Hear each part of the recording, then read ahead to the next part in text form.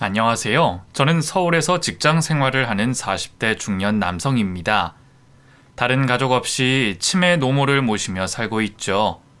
지금은 호적에 어머니와 단 둘의 자식도 없는 신세지만 그런 저도 한때 결혼 생활을 하던 행복한 시절이 있었습니다. 지금 다시 떠올려도 너무나 행복한 신혼 시절이지만 사실 그 시절도 마냥 행복하기만 하진 못했었네요. 아내와의 추억들은 늘 눈물이 날 만큼 찬란하고 빛났지만 그 이면에는 남들에게 말 못할 고민과 소갈이들이 있었기 때문입니다. 그건 안타깝게도 제가 가장 사랑하고 지금도 모시고 있는 저희 어머니 때문이었죠. 아내와 저는 대학 시절부터 만나 오랜 연애 끝에 결혼을 한 사이였습니다. 신입생 입학식에서 같은 과 동기였던 아내를 보고 첫눈에 반했던 제가 아내를 끈질기게 쫓아다니며 구애를 한 끝에 연애를 하게 됐죠. 처음에는 제가 귀찮은지 피하던 아내였지만 연애를 시작한 후로는 그 사람도 저를 무척 좋아해 줬습니다. 제가 군대에 다녀오는 동안에도 저를 기다려줬고 제가 번번이 취업에 실패하며 고배를 마실 때도 누구보다 저를 믿어주며 지지해주던 유일한 제 편이었어요. 그렇게 저희는 오랜 연애 끝에 결혼을 하게 됐고 첫사랑을 이룬 저는 세상에서 가장 행복한 남자였습니다. 하지만 그런 행복은 그리 오래가지 못했죠. 저도 저희 어머니가 그런 시어머니가 되실 줄은 몰랐습니다. 저희가 오랜 연애를 하고 결혼할 때만 해도 어머니는 늘 아내를 좋게 봐주시고 저희가 하루빨리 결혼하기를 바라셨거든요. 아내가 딸처럼 예쁘다며 늘 결혼 얘기를 꺼내시던 어머니셨기에 그래서 우리가 결혼을 하면 어머니도 제 걱정을 덜고 좋아하실 거라 생각했습니다. 하지만 막상 결혼을 하고 나니 어머니가 아내를 대하는 태도가 많이 달라지셨습니다. 갑자기 저한테 집착을 하시듯 저희 부부 일에 사사건건 간섭을 하기 시작하셨죠. 처음에는 가벼운 걱정과 잔소리들이었기에 저희도 크게 걱정하진 않았습니다. 그냥 아버지 없이 혼자 자식을 키우신 어머니가 평생 데리고 살던 자식을 떠나보내고 노파심이 생기셔서 그러시는 줄만 알았거든요. 너 결혼 괜찮은 거 맞니? 유미 걔가 잘하는 거 맞아? 어머니, 유미 원래 잘하는 사람인 거 아시잖아요. 어머니가 걱정 안 하셔도 저희 잘 지내고 사이 좋으니까 염려하지 마세요. 처음에는 괜히 집안 살림들을 걱정하시고 아내에 대해 염려를 하시기에 어머니가 늦둥이로 저를 낳으셨기에 옛날 분이시라 그러시는 줄 알고 저희가 다정히 잘 지내는 모습을 보여드리면 괜찮을 거라 생각했습니다. 그런데 그런 어머니는 언젠가부터 갑자기 전에는 안 하시던 집착을 하기 시작하셨어요. 상진아, 주말에 집에 좀 와라. 엄마가 밥 해줄게. 어머니, 저희 이번 주에 여행 다녀올 거라고 미리 말씀드렸잖아요. 그 다음 주에 갈게요. 같이 사는 애들이 무슨 여행을 또 가? 그런데 가지 말고 그냥 집에 와. 내가 맛있는 거 해줌마. 이미 숙소까지 다 예약해놨는데 어떻게 그래요? 갑자기 왜 그러세요? 너는 결혼하더니 이제 네 처밖에 안 보이냐? 다 늙고 혼자 된 애미는 밥을 먹던 굶던 관심도 없지? 내가 너를 어떻게 키웠는데? 너 정말 그러는 거 아니다. 저는 어머니가 괜히 그러신다 싶어 그냥 무시할까 싶기도 했지만 착한 아내는 혼자 계신 어머니를 그냥 두고 보지 못했습니다. 원래도 자주 어머니께 인사드리고 시댁도 잘 찾는 며느리였기에 아내는 어머니의 억제에도 늘 착한 며느리가 됐습니다. 남들은 한 달에 한 번도 시댁에 안 간다는 걸 보면 저희는 어머니께 잘하는 편인 것 같은데 어머니는 왜 그러시는지 자꾸 저희들을 불러 같이 있고 싶어 하셨습니다. 아내가 힘들까 싶어서 저 혼자 가겠다고 해도 무조건 며느리를 데려오라고 하셔서 같이 가면 막상 저만 챙기시지 아내는 안중에도 없으셨으면서 말이죠. 어머니는 저희가 집에 갈 때마다 자꾸 아내에게 일을 시키셨습니다. 제가 아내를 도우려고 하면 저는 방으로 데려가서 쓸데없는 얘기를 하시며 아내 혼자 두셨죠. 그리고 저희가 다정하게 얘기라도 하려고 하면 유치하게 회방을 놓고 늘 저희 부부를 떨어뜨려 놓으려 하셨습니다. 어디 어른 앞에서 그러고들 있어. 니들은 남사스러운 줄도 모르니? 내 앞에서 굳이 안 그래도 니들 부부인 건 누가 몰라? 저희가 어머니 앞에서 별짓을 한 것도 아닌데 저희가 옆에 붙어 서 있는 것도 끔찍이 싫어하시는 겁니다. 대체 왜 그러시나 이해가 되지 않았지만 옛날 분이시라 그러신가 했어요. 그렇게 어머니는 대놓고 시집살이를 시키시는 건 아니셨지만 자꾸 사람을 힘들게 괴롭히셨습니다. 처음에는 잔소리와 나무람 정도였지만 시간이 갈수록 그 정도는 점점 심해지게 됐죠. 그럼에도 아내는 싫은 소리 한 번 없이 늘 며느리 도리를 다 하려고 했었어요. 그런데도 뭐가 마음에 안 드시는지 며느리를 구박하시던 어머니 때문에 저도 참 머리가 아팠습니다. 어머니가 어린애처럼 그러시는 게 혼자 드셔서 적적한 마음에 그러시나 싶어서 안쓰럽다가도 그럼 죄 없이 괴롭힘 당해야 하는 아내는 무슨 잘못일까 싶어 아내에게 죄스러웠습니다. 저는 그런 어머니를 말려보려 노력했습니다. 대체 왜 그러시는지 붙잡고 물어보고 사정하고 화도 냈습니다. 하지만 제가 제발 며느리 괴롭히지 말라며 사정을 하는데도 어머니는 자신이 무슨 잘못을 했는지도 모르고 늘 아내 탓만 하셨어요. 어머니, 제발 유미 좀 그냥 두세요. 이만큼 하는 며느리가 어디 있다고 매번 그러세요? 내가 괜히 그러냐? 걔가 처음부터 잘했으면 내가 찬소리를 할 일이 뭐가 있어? 그렇다고 내가 걔를 때리기를 했어. 데려다가 시집살이를 시켰어. 잔소리 할만하니 하는 것 가지고 왜 그래? 네가 이렇게 걔를 끼고 도니까 내가 더 그러는 거지. 제가 아내 편 든다고 더 심하게 하신다는 어머님 말씀에 가만히 있어야 하나 싶은 생각이 들었지만 그렇다고 어떻게 제가 아내가 구박당하는 걸 그냥 보고만 있겠습니까? 그 사람이 정말 실수라도 해서 혼이 나는 것도 아니고 제가 보기에도 순 억지였는데 말이죠. 어머니가 아무리 옛날 분이고 고지식한 시어머니라 며느리들에게 기대가 크신 거라고 해도 제 눈에는 그냥 괴롭힘으로밖에 보이지 않았습니다. 그래서 저는 더욱 아내를 감쌀 수밖에 없었고 그럴수록 어머니는 아내를 더 미워하시는 듯 했어요. 저는 어떻게 해야 할지 몰랐습니다. 착한 아내는 그런 저를 오히려 더 걱정했어요. 여보, 어머님한테 너무 그러지 마. 난 괜찮아. 그냥 언젠가는 날 예뻐해 주시겠지.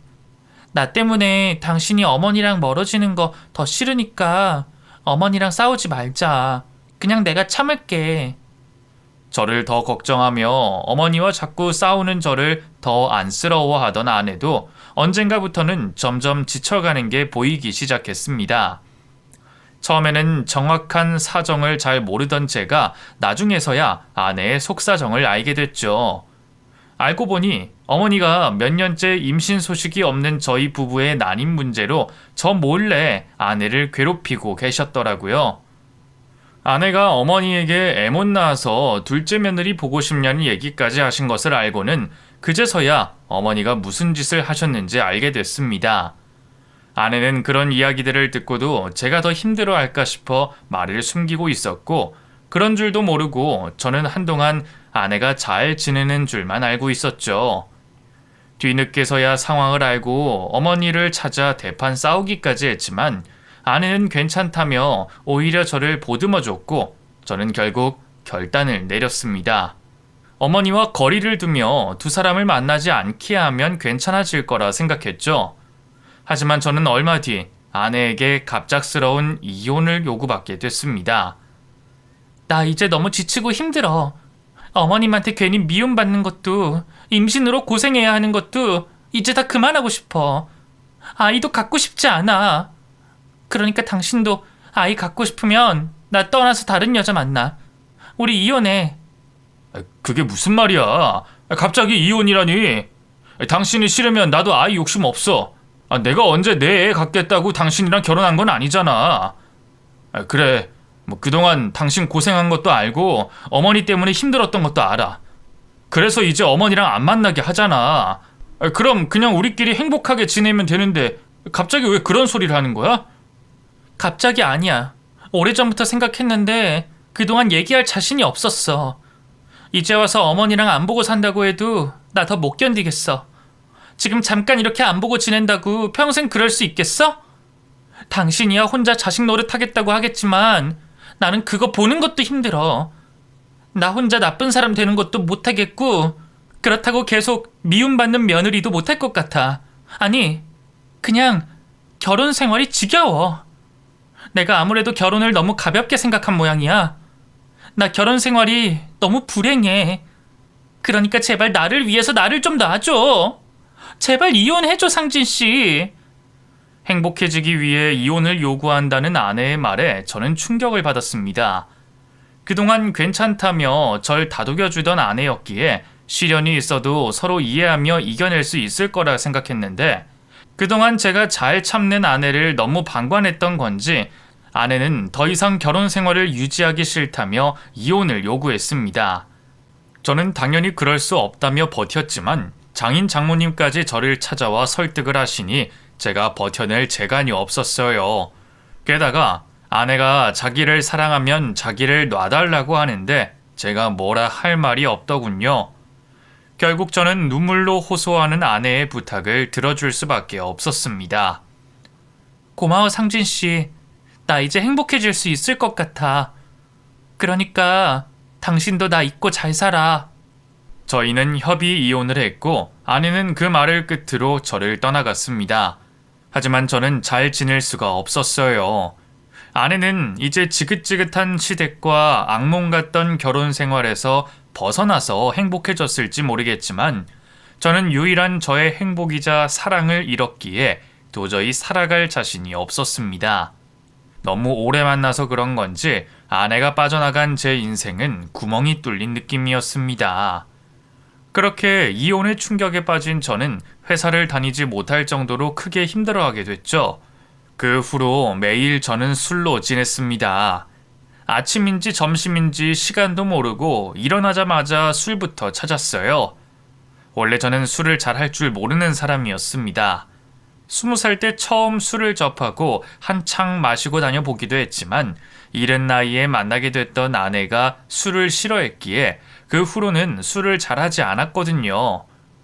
가끔 아내와 기분 낸다며 와인을 마시거나 어쩔 수 없이 회식 자리에서 한두 잔 하긴 했지만 한 번도 술에 취하거나 술을 거나하게 마신 적은 없었습니다. 그런 제가 아내와 이혼한 후로는 하루에 몇 병씩 술을 찾을 정도로 심각한 상황이 됐죠. 어머니는 뒤늦게 이혼을 한 제 상황을 아시고 기막혀 하시며 술에 쩔어 있는 저를 걱정하셨지만 그때 저는 어머니의 걱정도 받아들일 수 없었습니다. 어머니 때문에 아내가 나를 떠났다는 생각에 어머니가 원망스러웠거든요. 그래서 저는 어머니와 만나지도 않고 혼자 지내게 됐습니다. 아내와 이혼을 하고 유일한 가족이었던 어머니마저 연락을 끊고 지내니 저는 완전히 혼자가 됐어요. 그러니 제가 어찌 아내의 빈자리를 느끼지 못할 수 있었겠나요? 더욱 허탈감이 컸던 저는 그 허전함을 잊기 위해 더 술에 매달릴 수밖에 없었습니다. 그렇게 이혼의 충격으로 정신없이 지내던 어느 날, 저는 진탕 취해 있던 술이 번쩍 깰 만큼 충격적인 소식을 전해 듣게 됐습니다. 그건 다름 아닌 아내의 부고 소식이었습니다. 장인어른께서 직접 제게 연락을 주셨거든요. 박서방, 우리 유미가 죽었네.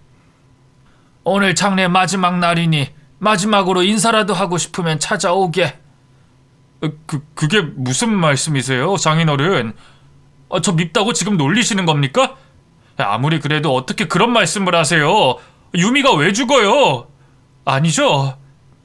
유미가 얼마 전에 교통사고를 당했어. 며칠간 병원에 있다가 결국 떠났네. 아내가 갑작스러운 교통사고로 세상을 떠났다는 장인어른의 말씀에 저는 숨이 멎는 듯 했습니다.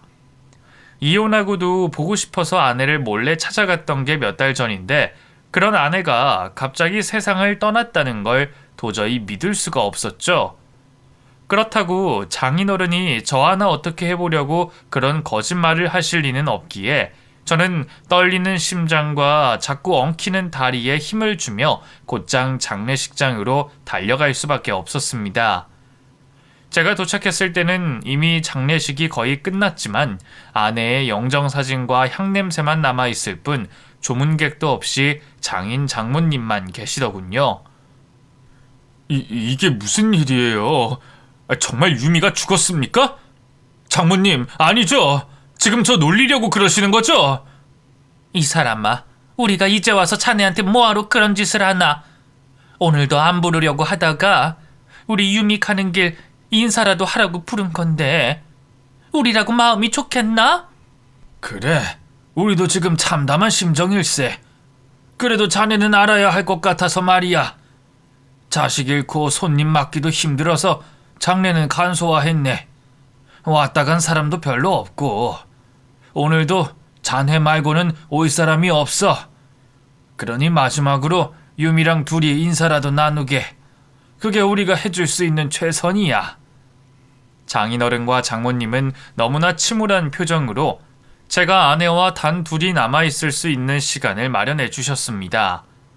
그 자리에서 향냄새를 맡으며 영정사진 속 아내의 얼굴을 들여다보면서도 저는 그 상황이 실감이 나질 않았습니다. 사진 속 환한 아내의 모습을 보면 당장이라도 달려나올 것 같은데 그런 사람이 갑자기 죽었다는 게 받아들여지지 않았어요. 그것도 하필이면 저와 이혼을 하고 얼마 지나지 않아서라니 운명의 장난도 이런 장난이 없다 싶었죠. 그래서인지 저는 저도 모르게 폭풍처럼 눈물이 쏟아지고 말았습니다. 아내가 이렇게 된 것이 모두 저 때문인 것만 같았거든요.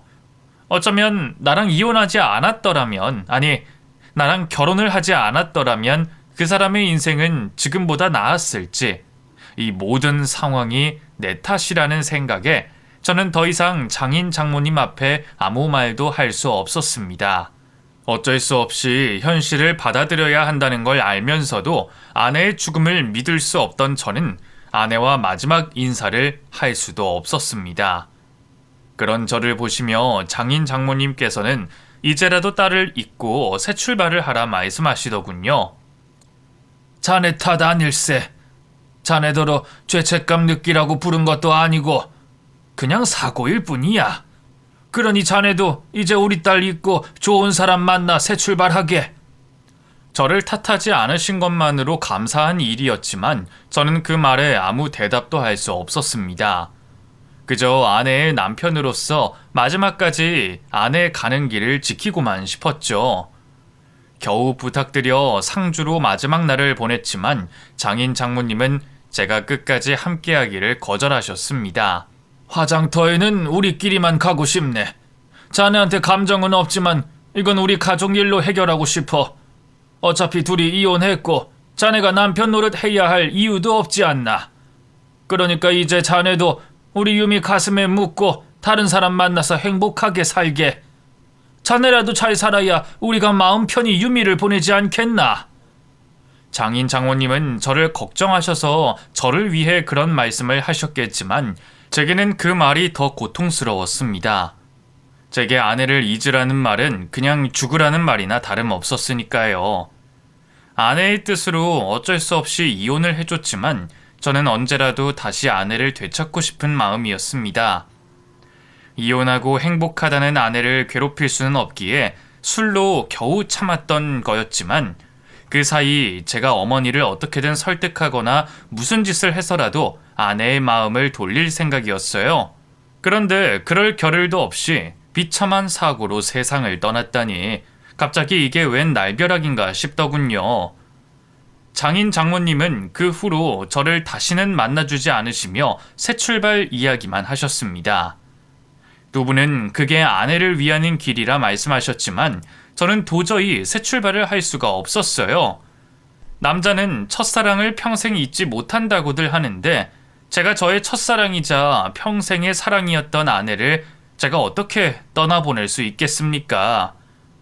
그 사람보다 사랑하는 사람을 다시는 만나지 못할 거라는 생각에 저는 그 후로도 오랫동안 아내를 잊지 못했습니다. 그렇게 7년이라는 시간이 흘렀고 가끔 몰래 찾아가던 처갓집 발길은 몇 년 사이 끊게 됐지만 그럼에도 저는 여전히 혼자였습니다. 그리고 7년 사이 참 많은 것이 변했습니다. 술에 빠져 살던 저도 목숨을 부지른 해야겠다 싶어 술은 줄였고 회사도 다시 다니게 됐죠. 저는 40대 중년이 됐고 제가 나이를 먹은 만큼 저희 어머니도 적지 않은 연세가 되셨습니다. 늦둥이 아들로 저를 보신 탓에 더 지긋하셨던 어머니는 그 사이 많이 약해지셨습니다.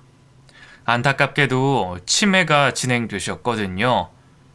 아내와 이혼한 일로 어쩔 수 없이 어머니에게 원망을 가질 수밖에 없던 저였지만 어머니 역시 사랑하던 저였기에 저는 당연히 그런 어머니를 곁에서 돌봤습니다.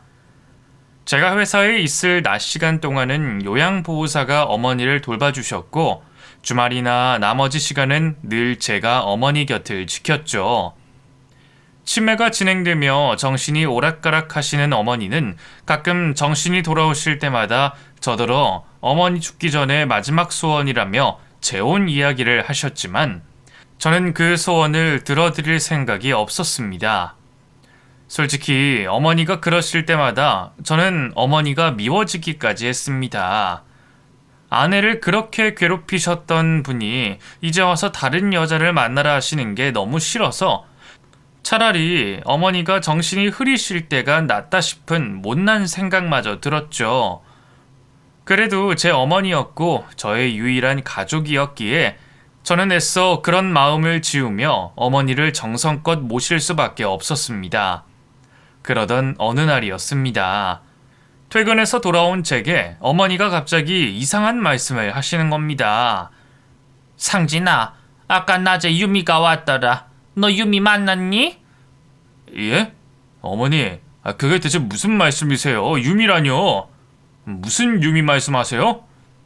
유미가 유미지 걔가 둘이나 있냐? 니쳐 유미 말이야.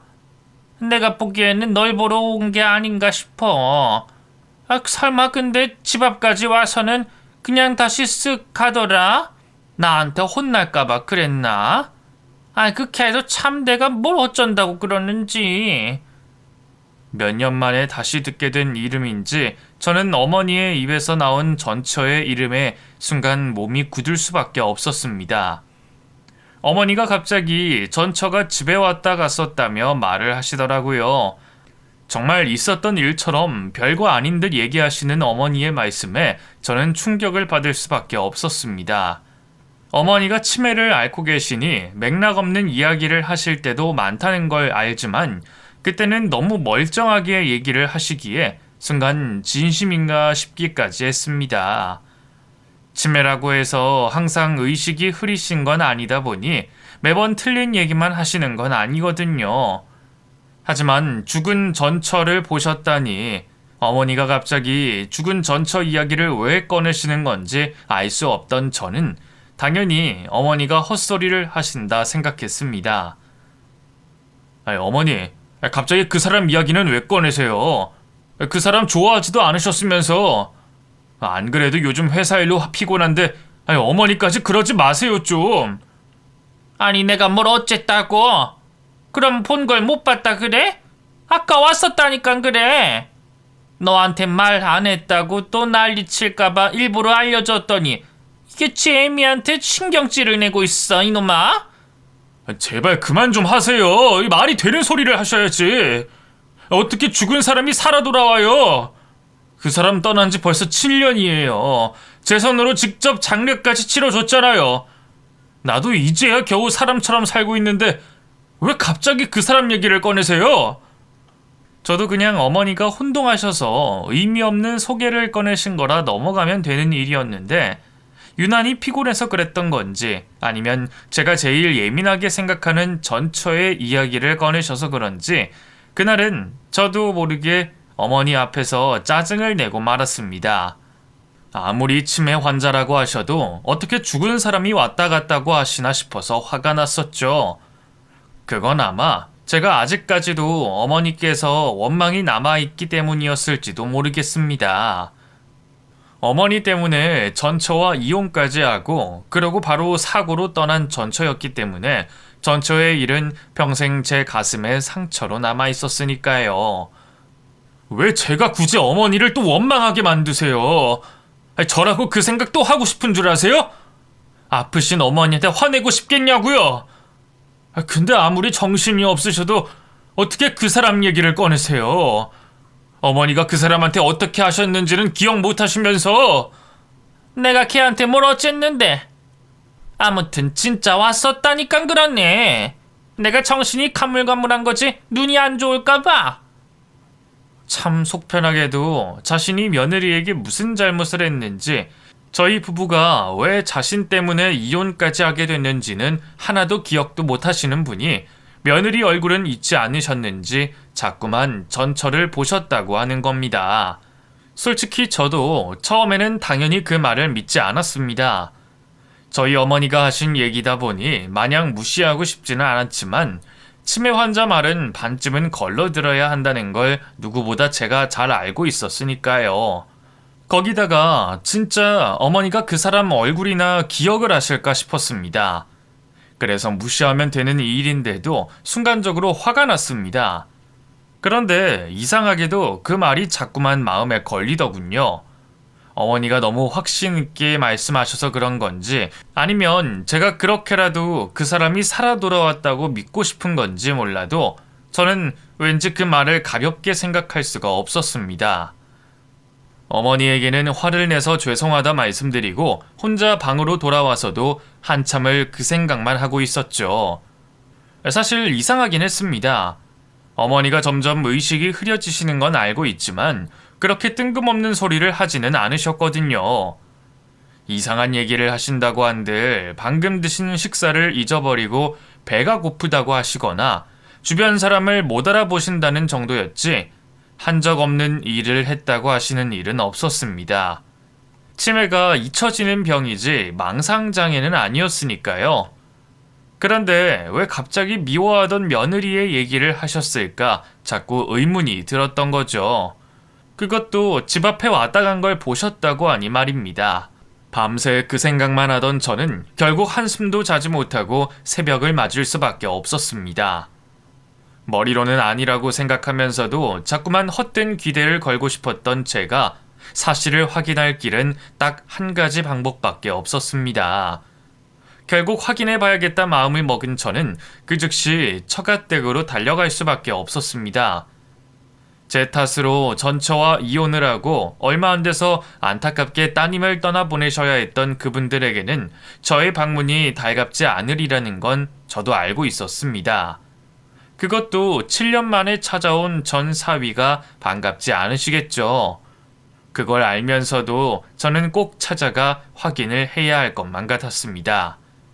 그렇게 주말 아침 대바람부터 예전 처갓집을 찾은 저는 터질 것 같은 심장을 진정시키며 처갓집 조인종을 눌렀습니다. 안에서 누구냐 묻는 소리를 들었지만 제 입으로 제가 누군지 차마 밝힐 수가 없었습니다.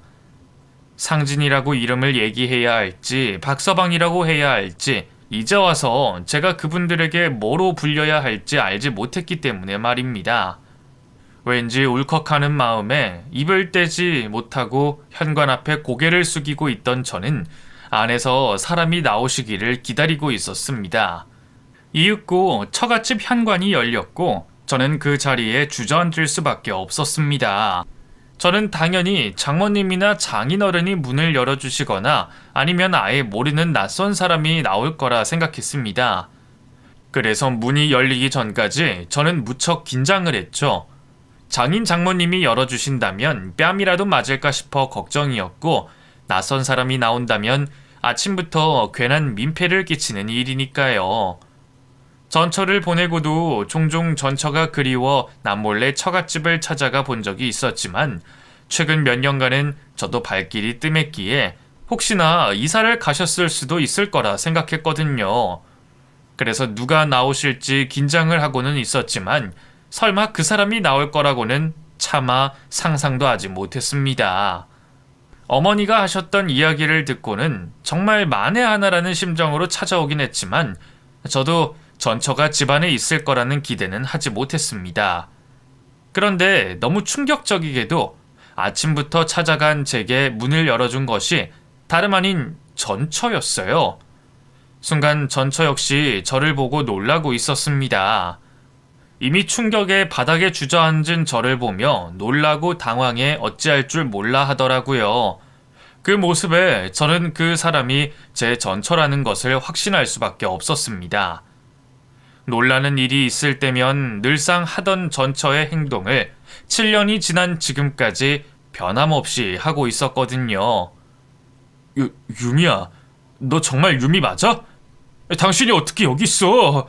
아니 이게 대체 무슨 일이야? 분명 그때 장례식을 갔는데. 상진 씨가 여길 어떻게? 서로 이게 무슨 일인지 당황스러움에 누구 하나 쉽게 이야기를 꺼낼 수가 없었습니다. 그때 장인어른이 집 앞까지 찾아온 저를 확인하셨고 장인어른 역시 놀라며 당황하셨죠. 자네가 여기는 어쩐 일인가? 유미야, 너는 얼른 들어가 있어. 아빠, 얼른 안 들어가? 장인어른은 급히 전처를 집 안으로 들여보내셨고 저는 날선 반응을 보이는 장인어른에게 가로막혀 더 이상 아내를 볼 수 없었습니다. 장인어른, 지금 이게 무슨 일인지 제발 설명 좀 해주십시오. 이게 뭡니까? 유미가, 저 사람이 왜 여기 있는 거예요? 분명 유미가 맞는데. 근데 그 사람은 7년 전에 죽었잖아요. 이미 다 끝난 일이고 자네와는 상관없는 일이니 관심 갖지 말고 돌아가게. 돌아가라뇨? 제가 유미를 봤는데 어떻게 그냥 돌아갑니까? 어차피 둘은 이미 끝난 관계 아닌가? 유미가 죽다 살아왔던 살아 돌아왔던 자네가 신경 쓸 일 아니라는 말이야. 애초에 자네가 이제 와서 왜 여길 찾아왔는지 나는 이해할 수가 없네.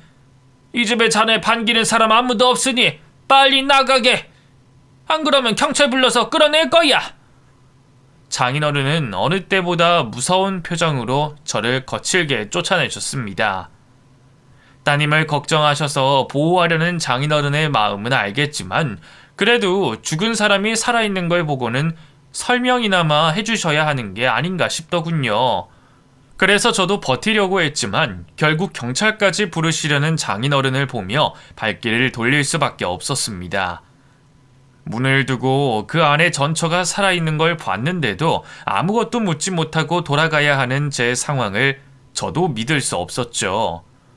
도저히 발이 떨어지지 않아서 아파트 단지를 머물던 제가 결국 돌아가야 하나 싶었던 찰나 전처가 제 앞에 다시 나타났습니다. 상진 씨, 나랑 얘기 좀 해. 유미야, 아니 당신 정말 살아있었어? 아니, 어머니가 당신 보셨다고 하기에 말도 안 된다고 생각하면서 혹시나 싶어서 찾아왔는데 이게 무슨 일이야? 그럼 그 장례식은 뭐고? 애초에 죽지 않았다는 거야? 그럼 대체 어디 있었던 거야? 나 몇 년 전까지 여기 매달 찾아왔었어. 어쩔 때는 퇴근하고 매일 찾아왔는데 근데 그동안 한 번도 당신 본 적 없었다고. 그러다가 7년 만에 갑자기 살아있다니. 그럼 어제 우리 집에 찾아왔던 게 정말 당신이었어? 우리 어머니가 당신을 봤다고 하신 게 그냥 헛소리가 아니었구나. 워낙 정신이 없었던지라 저는 전처가 입을 열 틈도 주지 않고 질문을 쏟아내고 있었네요. 전처는 말없이 그런 저를 조용한 공원으로 데려갔고 한참을 뜸들이다 겨우 이야기를 시작하게 됐습니다. 우선 어제 내가 상진 씨 집을 찾아갔던 건 맞아. 어머니가 보고 계신 줄은 몰랐는데 어떻게 들켜버렸네. 상진 씨가 우리 집을 찾았던 건 나도 몰랐어. 근데 아마 매일 왔어도 날 보지는 못했을 거야. 그동안 한국에 없었거든. 죽지 않고 살아 있었던 것도 맞고 장례식도 다 거짓말이었어. 정말이야? 그게 다 가짜였다고? 그럼 나한테 거짓말을 하고 그동안 해외에서 지냈다는 거야? 대체 왜? 그때는 그게 상진 씨를 위하는 일이라고 생각했거든. 처음에는 우리가 이혼만 하면 다 해결될 일이라고 생각했었어.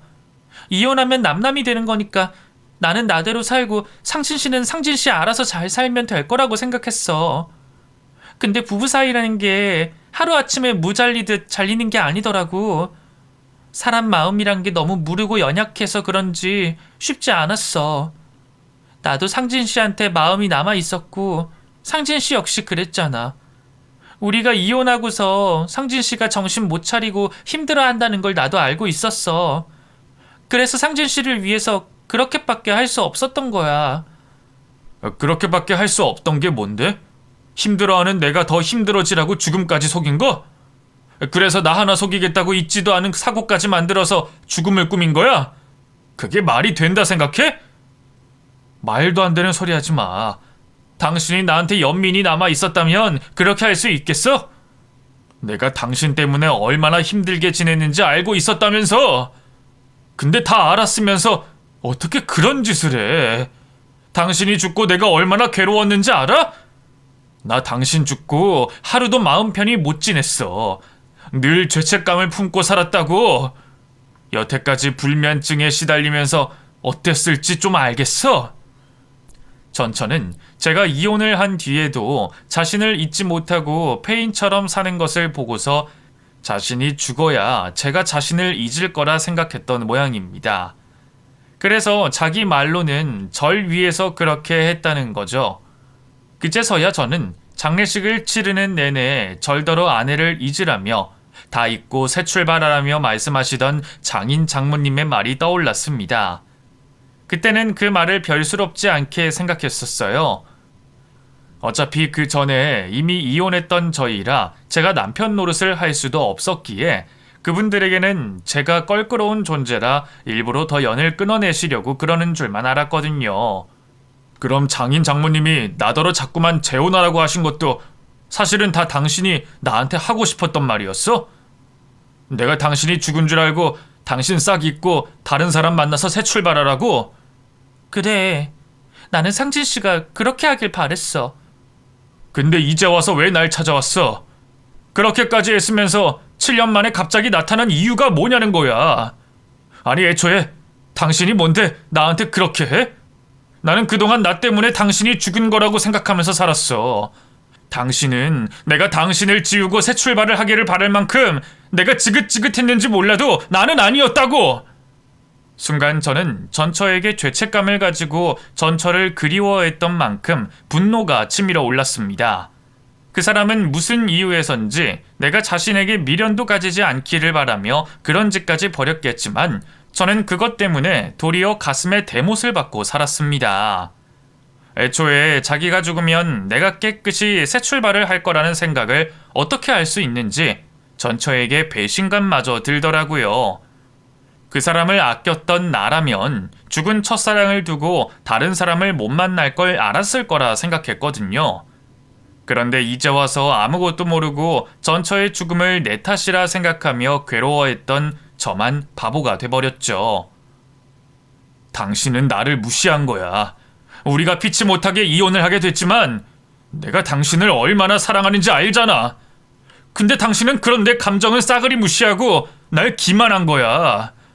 이럴 거면 평생 숨어 살지 뭐하러 이제 와서 나타나서 나를 이렇게 괴롭게 만들어? 미안해. 나도 상진 씨가 그렇게 힘들었을 줄은 몰랐어. 그렇게 바보같이 왜 죽은 사람을 생각해. 그냥 잘 살지. 나도 이제 와서 다시 찾아간 건 실수라고 생각해. 그런 짓하고 염치 없이 찾아가는 게 아닌데 다시 인생을 얻었다 싶어서 그런지 상진 씨가 너무 보고 싶어서 그랬어. 미안해. 그게 무슨 말이야. 다시 인생을 얻었다니. 죽은 척하다가 다시 살아난 걸 얘기하는 거야? 나 전부 거짓말은 아니었어. 그 장례식 꼭 가짜가 아니었을 수도 있다고. 나 정말 죽을 뻔했거든. 내가 죽음까지 위장해야 했던 건 내 상황 때문이었어. 나 사실 많이 아팠어. 그때 불임 때문에 병원에 갔다가 병을 알게 됐는데 못 고친다고 그러더라고. 죽을 날 받아놓은 거야. 아마 당신이 알았다면 무슨 수를 써서라도 아픈 내 옆에 있으려고 했겠지. 근데 내가 그렇게 된다고 당신까지 힘들게 하고 싶진 않았어. 당신이 날 사랑했던 만큼 나도 당신을 사랑했잖아. 그래서 나는 당신이 나를 잊고 잘 살았으면 싶었어. 전처는 제가 몰랐던 자신의 사정을 이야기했습니다. 알고 보니 이혼도 전부 계획이었더라고요. 저와 이혼하기 직전 자신의 병을 알게 됐고 제게 부담을 주고 싶지 않아 이혼을 요구했다고 했습니다. 치료에 몇 년이 걸릴지도 모르고 살아 돌아올 수 있을지 희망이 희박했기에 저한테까지 희망 고문과 병치레를 시키고 싶지 않았다더라고요. 그래서 그냥 자기가 죽었다 싶으면 마음이 가벼워질 거라는 생각에 그랬다는 겁니다. 그 얘기를 들은 순간 한참 화가 나 있던 저는 초연해질 수밖에 없었습니다. 그런 줄도 모르고 화를 냈던 제가 바보 같았죠. 그 얘기를 왜 이제 해? 방금까지 화낸 나를 또 나쁜 놈 만들려고? 당신 정말 나한테 왜 그러냐? 내가 그렇게 나쁜 놈이 되길 바라는 거야? 나한테 상진 씨는 항상 고마운 사람이야. 나야말로 상진 씨가 그렇게까지 힘들어할 줄은 몰랐어. 나도 이제서야 당신 얘기 듣고 내 방법이 틀렸구나 알았어. 근데 당시에는 나도 내 병으로 지치고 힘든 나머지 그 사실을 알리고 싶지 않았어. 희망도 없다 그러는데 괜히 당신까지 고생시키다가 죽게 되면 그땐 정말 내 스스로를 용서할 수 없을 것 같았거든. 그러니까 그렇게 했던 날 좀 이해해줘. 그 말을 듣고 반대로 생각을 해보니 나였어도 그랬지 않았을까 싶은 겁니다. 나였어도 내가 아프다는 사실을 아내에게 말할 수 없었겠다 싶더라고요. 그래서 저도 그 사람의 마음을 이해할 수밖에 없었지만 그럼에도 그 세월 동안 제가 힘들어했다는 건 부정할 수 없는 사실이었습니다. 하지만 저보다 더 힘들었을 전처를 떠올리니 제 고통은 아무것도 아니다 싶었죠. 전처는 그동안 혼자 미국에서 치료를 받았다고 했습니다. 치료를 하며 미국 친척집에 지냈다 하더군요. 그리고 7년 만에 완전히 완치 판정을 받고 다시 한국으로 돌아오게 됐죠. 그럼 이제 몸은 괜찮은 거야? 정말로? 응, 이미 치료는 몇 년 전에 끝났었는데 혹시 몰라서 더 관찰했던 거야. 그동안 치료받느라 약해진 건강도 다시 되찾고 나한테는 재활 기간이었어. 약이 얼마나 독한지 머리도 다 빠지고 제대로 걷지도 못했거든. 몸이 그 모양이 되고 보니까 근육이 하나도 없더라고. 그래서 재활치료 병행하고 살도 좀 찌우고 머리도 길러왔어. 좀 더 예쁜 모습으로 당신 만나고 싶어서. 그래서 너무 기쁜 나머지 생각 없이 당신을 찾아갔는데 집 앞에 가서야 당신이 재혼을 했으면 어쩌나 생각이 뒤늦게 들더라고. 그래서 그냥 돌아 나왔지. 그동안 혼자 고생했을 전처의 이야기를 들으니 저는 눈물을 주체할 수 없었습니다. 그리고 몇 년 만에 완쾌해 저를 찾아왔을 그 사람의 심정이 너무나 공감이 됐죠. 제가 치매 어머니의 말도 안 되는 이야기를 듣고 새벽부터 처갓집을 찾았던 것처럼 그 사람도 자기가 그런 거짓말을 해놓고 저를 찾았을 겁니다. 그 그리움이 서로를 향한 마음이 똑같았던 저희는 말하지 않아도 서로의 그 심정을 헤아릴 수밖에 없었습니다. 그래서 전처도 집까지 찾아온 저를 보고 용기를 내어 제게 숨겨왔던 진실을 알려줬던 거라 생각했죠. 모든 것을 알고 나니 마음이 후련하기보다는 무겁고 복잡했습니다. 솔직히 아내에게 섭섭하고 속상한 마음까지 들었거든요.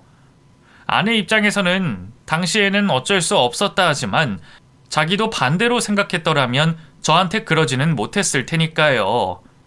하지만 가끔 사람은 너무 사랑하기에 상처를 주고 싶지 않아 하고 그래서 그 일이 더 큰 상처가 될 것을 모르고 거짓말을 할 수밖에 없을 때가 있다 싶습니다. 하필 피치 못하게 그런 일이 저희 사이에서 벌어졌던 것이죠. 그래서 저는 이미 지난 세월을 붙잡을 수 없기에 앞으로의 미래를 붙잡기로 했습니다. 아내가 건강히 돌아온 것을 보고도 제가 그 사람을 없는 셈 칠 수는 없기에 저는 그 후로 매일 아내를 찾아가게 됐습니다. 퇴근해서 보고 오고 주말마다 만나고 같이 차를 마시고 밥을 먹으며 시간을 보내게 됐습니다. 서로 재결합이니 데이트니 하는 현실적인 대화는 하지 않았지만 그냥 자연스럽게 같이 시간을 보내게 됐어요. 마치 우리가 오래전 연애를 하던 20대 그 시절처럼 말이죠. 물론 당장이라도 재결합을 하고 싶은 마음이야 굴뚝 같았지만 장인 장모님이 아직까지 저희 만남을 탐탁치 않아 하셨고 저도 저희를 갈라놓은 어머니가 살아계신 한 재혼은 걱정이었습니다. 죽다 살아 돌아온 그 사람을 제 욕심에 또 그런 고통에 빠뜨릴 수 없다 생각했거든요. 더군다나 이제 와서 그 사람이 치매 어머니를 모시게 하고 싶지도 않았고요. 그래서 저희는 당분간 이런 관계를 유지하기로 했습니다.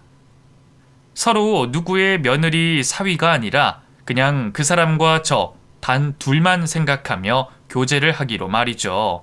그럼에도 저희의 상황이 어떻든 앞으로 저희는 서로 세상을 떠날 그날까지 함께 할 겁니다. 그럼 여러분들도 그런 저희를 응원해 주시길 바라며 인사드리겠습니다. 감사합니다.